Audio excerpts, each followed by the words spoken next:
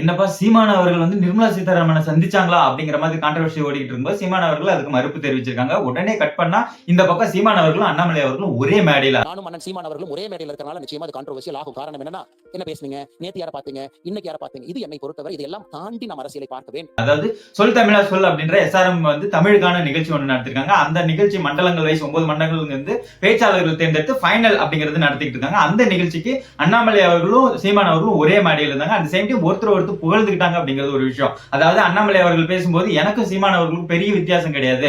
நான் தேசியத்துல தமிழை பாக்குறேன், அவர் தமிழ்ல தேசியத்தை பாக்குறாரு. இருந்தாலும் வித்தியாசம் இருந்தாலும் நான் அவரை ஏன் ஆதரிக்கிறேன் அப்படின்னா அவர் மிகப்பெரிய போராளி அப்படிங்கிற மாதிரி சொல்லியிருப்பாங்க. எனக்கும் சீமானுக்கும் பெரிய வித்தியாசம் இல்லைங்க.